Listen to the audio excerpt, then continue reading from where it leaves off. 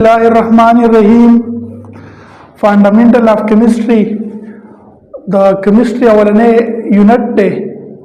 نن زموږ سره ټاپک دی بایوکیمستري. نن به موږ وایو چې بایوکیمستري څه ته وایي.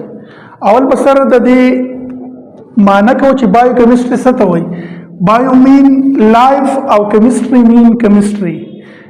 Chemistry of life تمنګ biochemistry وایو. د life chemistry تمنګ biochemistry وایو. مطلب په living organism کې چې دنه کومه chemistry ده نو هغه chemistry تمنګ biochemistry وایو.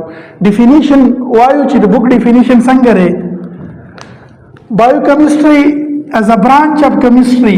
biochemistry زموږ سره د chemistry یو branch دی in which we study about synthesis چې په دې کې موږ synthesis study کوو. composition پکې سټډي کوو او دریم پکې سټډي کوو ډیکمپوزیشن سلورم پکې سټډي کوو کیمیکل ریاکشن. بایوکیمستري زموږ سره د کیمستري هغه برانچ دی چې په دې کې منګه کمپوزیشن سینتھیسس سټډي کوو کمپوزیشن پکې سټډي کوو ډیکمپوزیشن پکې سټډي کوو او کیمیکل ریاکشن پکې سټډي کوو. دا څلور وانه سيزونه پکې د چا سټډي کوو د سبسټانس پکې سټډي کوو.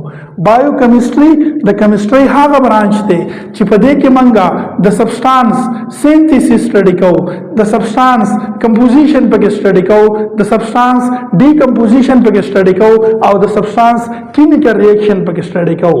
خو په کوم ځای کې which take place in the living organism په living organism کې inside په living organism کې دنه د سبسټانس سینتھیسس د سبسټانس کمپوزیشن د سبسټانس ډیکمپوزیشن او د سبسټانس کیمیکل ریاکشن ته موږ سوایو بایوکیمستري. اوس موږ دا خبره وکړه چې موږ په لیوینګ ارګانیزم کې دنه د سبسټانس د څلور واړه خبرې سټډي کوو. نو سبسټانس موږ سره څه دي؟ سبسټانس مالیکول دي چې زموږ سره کاربوهایډریټ دا د ارګینیک کمپاوند یو فیملی ده چې په دې کې زموږ سره ګلوکوز فرکټوز دا پکې راځي.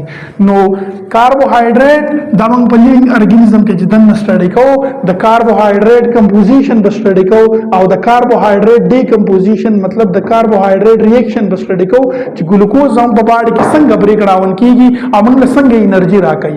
دویم پروتین چې دی نو دا ارګینیک کمپاوند یو کلاس دی چې پروتین زموږ سره د امینو اسید نه جوړ شوی دی.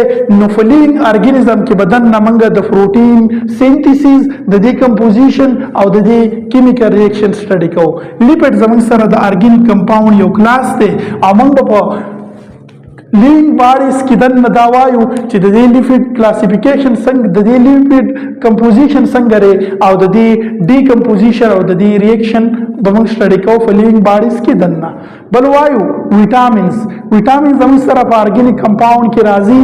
ویټامینز کې بیا د دې کلاسیفیکیشن شوی دی د ویټامینز په لیوینګ ارګانیزم کې موږ دنه ویټامین A سټډي کوو ویټامین B به سټډي کوو ویټامین C به سټډي کوو او د هغې سره سره ویټامین D او ویټامین K د دې سینتھیسس او د دې کمپوزیشن او د دې ریاکشن به سټډي کوو. د هغې سره د انزایم دا هم په لیوینګ ارګانیزم کې دنه د دې سینتھیسس او د دې ریاکشن به سټډي کوو. نو دا زموږ سره هر هغه سبسټانس دی چې دا په لیوینګ ارګانیزم کې دنه د دې سینتھیسس د دې کمپوزیشن او د دې ډیکمپوزیشن او د دې ریاکشن سټډي کوو. بل په بایوکیمستري کې موږ یو څو قسم ریاکشن هم سټډي کوو. په هغې کې یو زموږ سره فوټوسینتھیسس دی چې په پلانټ کې فوټوسینتھیسس کېږي او ځان له ګلوکوز څنګه تیاروي. نو دغه ریاکشن چې موږ سټډي کوو په پلانټ باډي کې انسایډ سټډي کوو. نو دغه زموږ سره راځي په بایوکیمستري کې. یو زموږ سره ریسپایریشن دی نو ریسپایریشن ریاکشن موږ هم سټډي کوو په بایوکیمستري کې چې مثال کې زموږ سره ګلوکوز دی نو د دې ګلوکوز بریک ډاون څنګه کېږي دا موږ سټډي کوو په بایوکیمستري کې. امپارټنس اف بایوکیمستري څه شی دی یا سکوپ اف biochemistry څه شی دی د biochemistry scope څنګه دی.